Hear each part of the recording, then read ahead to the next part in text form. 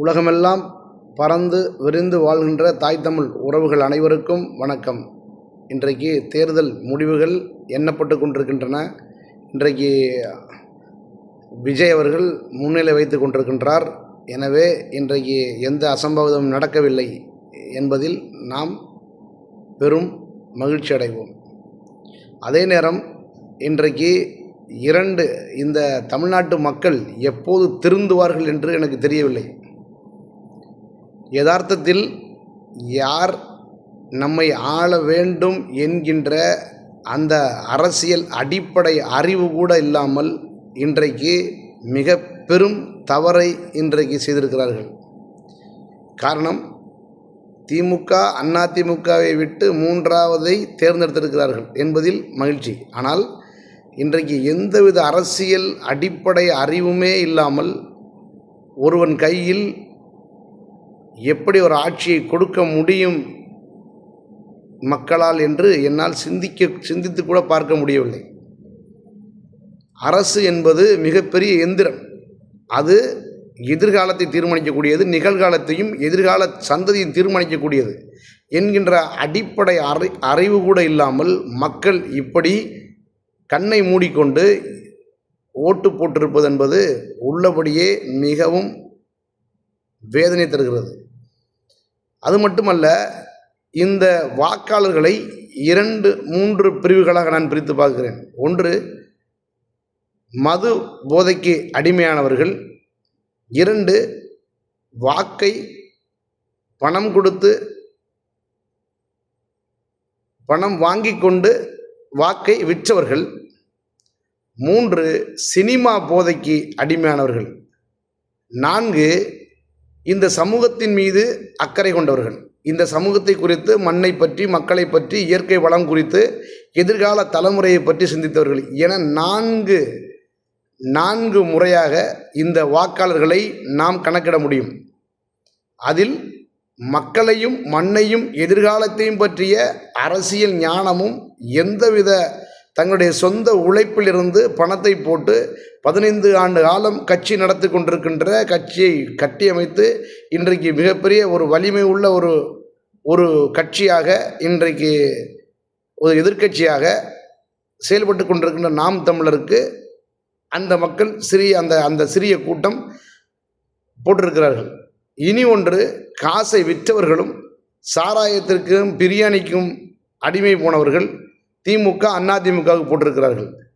இனி ஒன்று, சினிமா மோகம். அந்த சினிமா, அதுவும் ஒரு போதை, சினிமா போதை, அது ஒரு மிகப்பெரிய போதையாக இன்றைக்கு இருக்கிறது. அந்த சினிமா போதையில் உள்ளவர்கள் இன்றைக்கு தாவேக்காவிற்கு வாக்களிச்சிருக்கார்கள். இதுதான் நடந்திருக்கிறது. இது உண்மையிலேயே மிகப்பெரிய ஒரு இழிவான ஒரு அரசியல் பார்வையற்ற சமூகமாக, இன்றைக்கு ஒரு முட்டாள் சமூகமாக மாறி இருப்பதை எண்ணி மிகவும் கவலைப்படுகிறோம். உண்மையிலேயே இது வெட்கக்கேடானது, வேதனையானது. வெளியில் எந்த ஸ்டேட்லையும் சொல்ல முடியாத ஒரு துயரம். எந்த மாநிலத்திலும் ஒரு நடிகன் அரசியலை கைப்பற்ற முடியாது. ஆனால் தமிழ்நாட்டில் நடக்கிறது என்று சொன்னால், இனி திரிஷா கூட வரலாம்,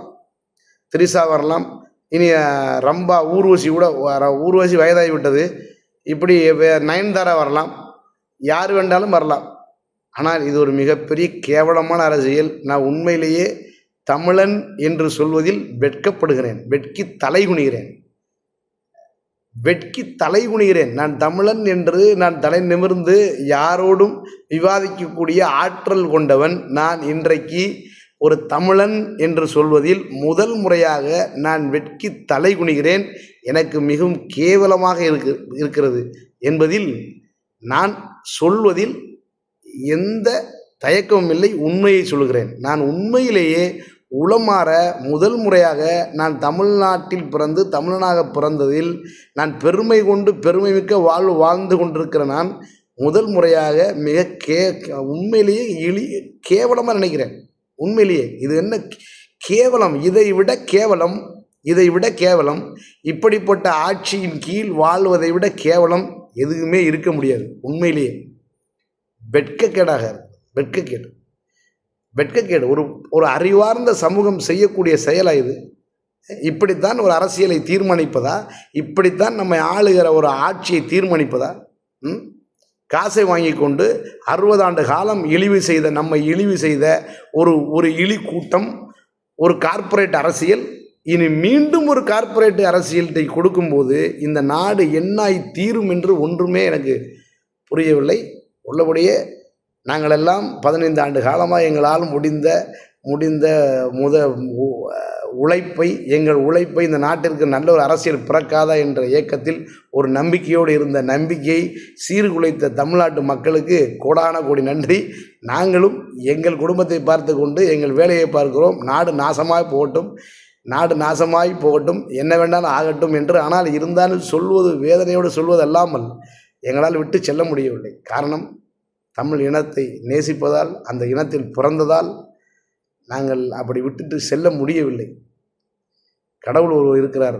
உண்மையிலேயே நான் இனியும் ஒன்று, இந்த இஸ்லாமியர்களையும் கிறிஸ்தவர்களையும் பற்றி நான் பேச வேண்டியிருக்கிறது. மிகப்பெரிய கடமையும் பொறுப்பும் உள்ளவர்கள் நாம் எல்லாருக்கும் இருந்தால் இவர்களுக்கு அதிக பொறுப்பும் கடமை இருக்கிறது. அந்த கடமையை உணராமல் மிக கேவலமான ஒரு வாக்கை, ஒரு தேர்வை இத்தனை ஆண்டு காலமாக செய்தார்கள். இப்போதும் செய்து விட்டார்கள். இதுவரை அறியாமல் செய்தார்கள்.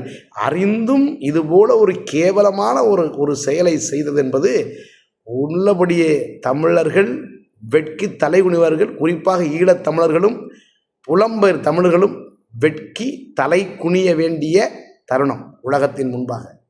நன்றி, வணக்கம்.